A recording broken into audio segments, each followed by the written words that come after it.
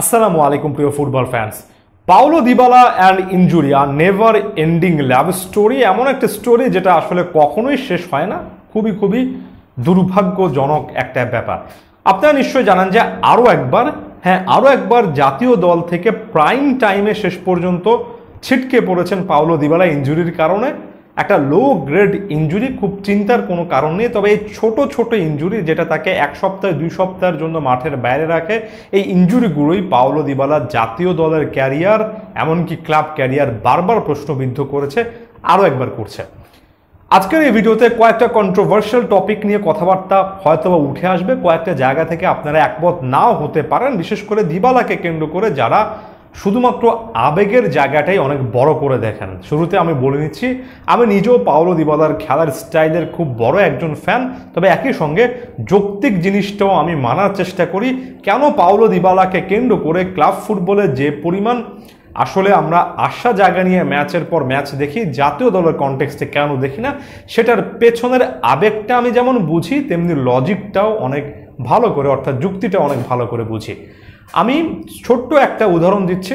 Paulo Dybala 2022 সাল, আপনি যদি 2022-এর জানুয়ারি থেকে এবছরের অক্টোবর পর্যন্ত এই 20 মাসের জার্নিটা দেখেন, 19-20 মাসে সব মিলিয়ে 15 থেকে 16 বার, কিছু জায়গায় সেটা 17-18 বার বলা আছে, 17-18 বার ডিফারেন্ট কারণে একটা করে দুটো করে অন্তত একাধিক ম্যাচ মিস করেছেন।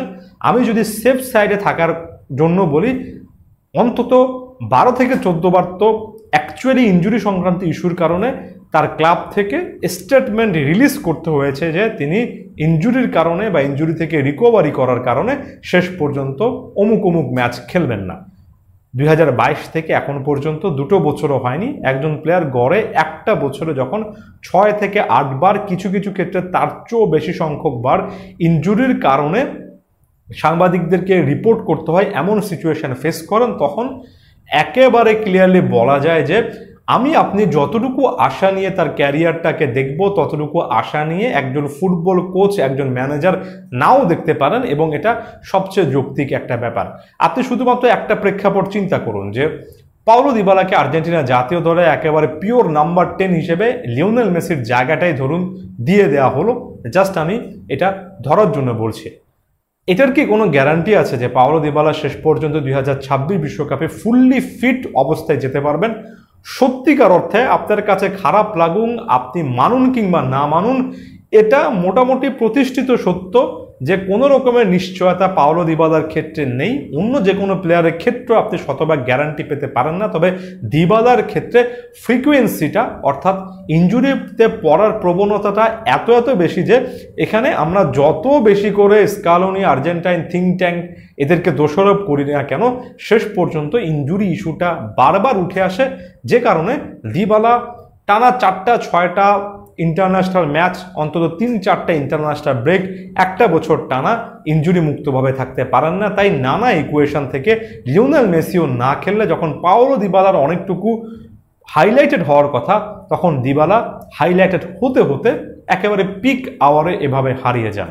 এত ইনজুরি, মাসল ওভারলোডের কারণগুলো কি, সেটার একেবারে বৈজ্ঞানিক ব্যাখ্যা, মেডিকেল টার্মিনোলজিগুলোতে আমি যাব না, এটার এক্সপার্টও আমি না।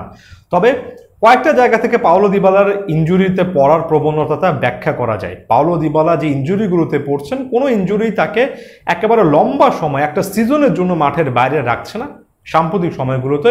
তবে ছোট ইনজুরিগুলো বিভিন্ন জায়গায় হচ্ছে, এমন কোনো জায়গা নেই আমার কাছে মনে হয় যেখানে পাওলো দিবালা মাসল ওভারলোড কিংবা ইনজুরি সংক্রান্ত ডিসকমফোর্টের কারণে ম্যাচ মিস করেননি।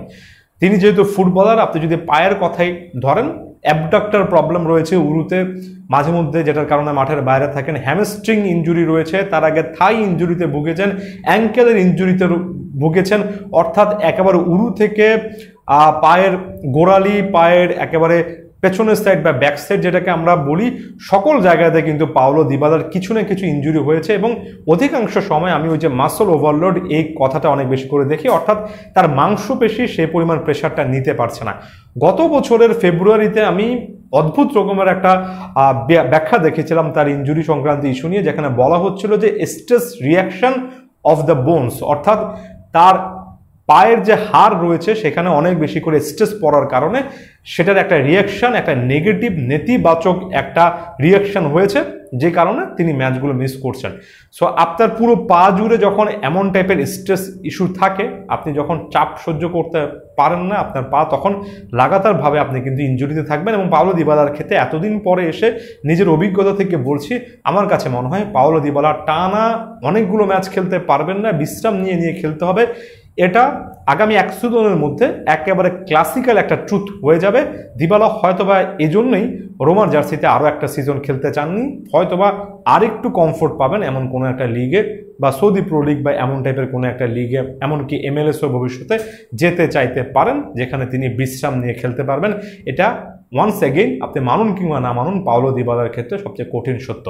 অনেকে নেইমারের সঙ্গে পাওলো দিবালার ইনজুরি সংক্রান্ত ইস্যুটাকে অনেক বেশি করে জটিল করে ফেলেন এবং এখানে ওই যে ভাগ্য আবেগ এগুলোকে নিয়ে আসেন। অবশ্যই ভাগ্য আবেগ এসবের জায়গা থাকবে, দুজন অনেক বেশি করে আনলাকি, এটা তো নতুন করে ব্যাখ্যা করার কোনো কিছু নেই।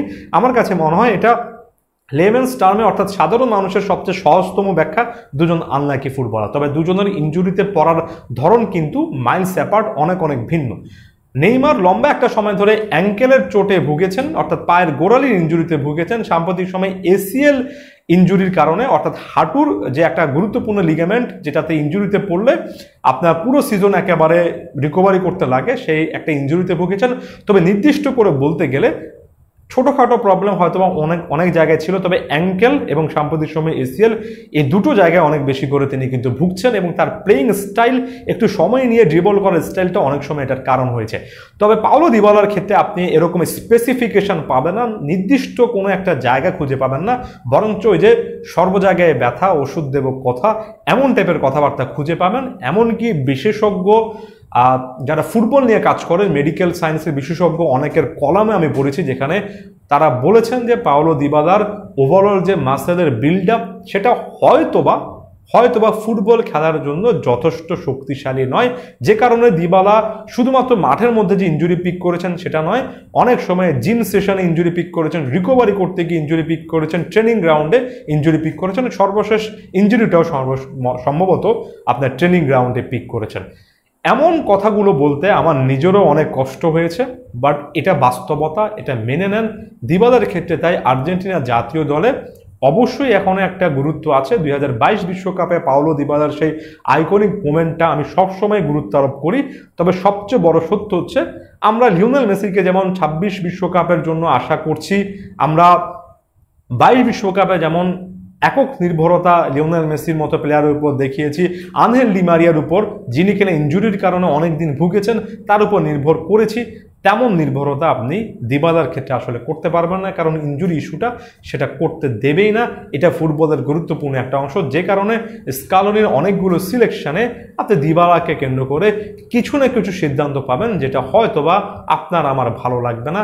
জনপ্রিয় সিদ্ধান্তের চেয়ে বাস্তব সিদ্ধান্ত অনেক বেশি করে ফুটবলে কাজে লাগে। ধন্যবাদ সবাইকে।